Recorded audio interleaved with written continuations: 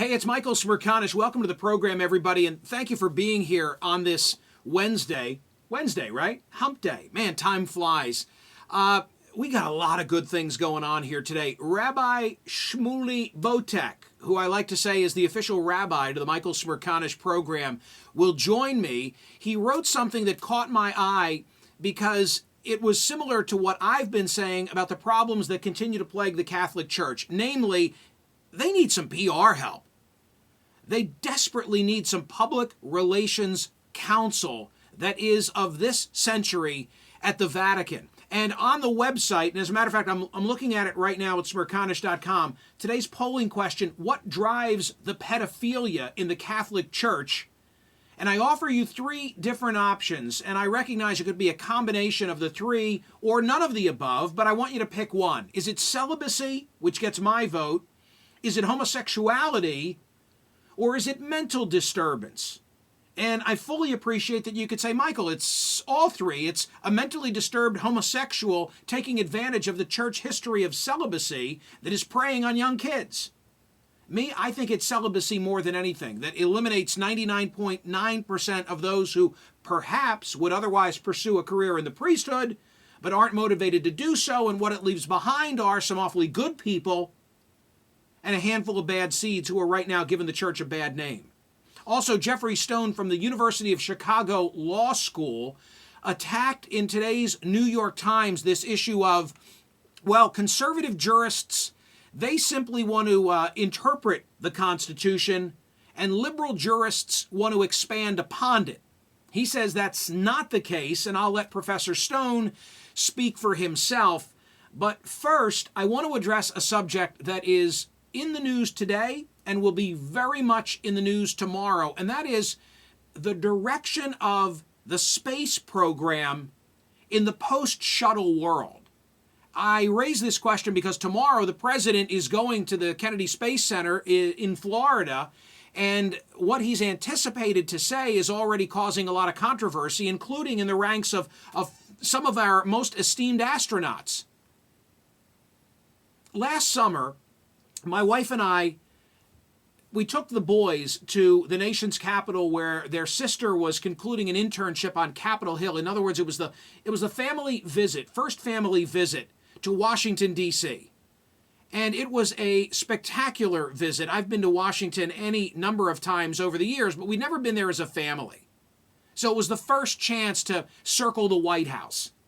I've been inside many times on a variety of different presidential watches, but the kids hadn't been there. And to see the White House for the first time is quite an experience. They admired the Washington Monument. I'll tell you something else we did in D.C., which was tremendous.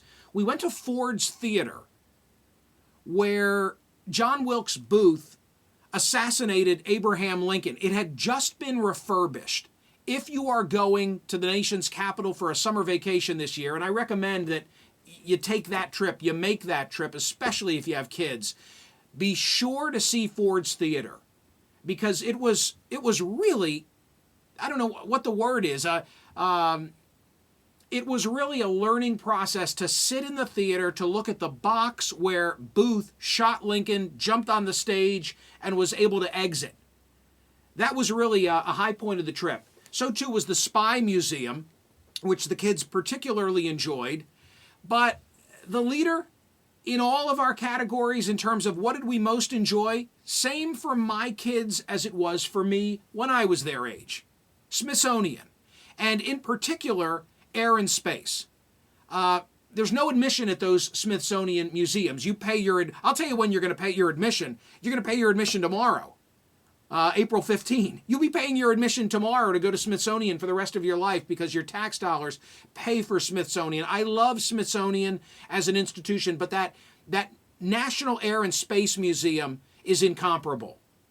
And inside, if you haven't been for a while, the Wright brothers plane, the Apollo 11 command module, the Spirit of St. Louis, the Space Shuttle Enterprise, they've got it all.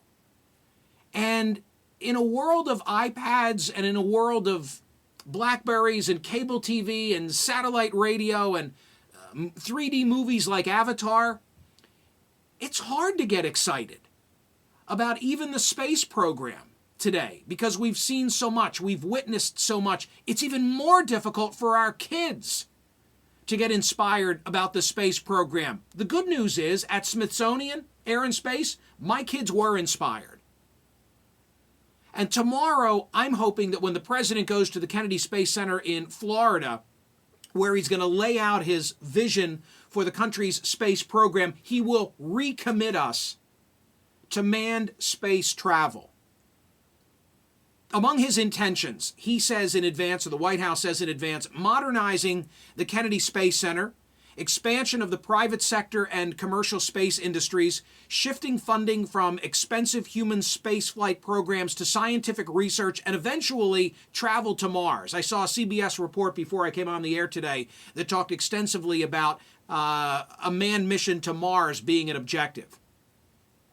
Extending the operation of the International Space Station through 2020 and directing NASA to invest $6 million in developing commercial vehicles to travel to and from Mars, expected to be a subject of discussion tomorrow. The White House has said that its NASA plan is going to result in 2,500 more jobs at Kennedy than would have existed under what's called Constellation, although it looks like there are going to be thousands of layoffs regardless. But the most controversial element of the White House plan, at least as anticipated, is the discontinuation of what's called the Constellation project.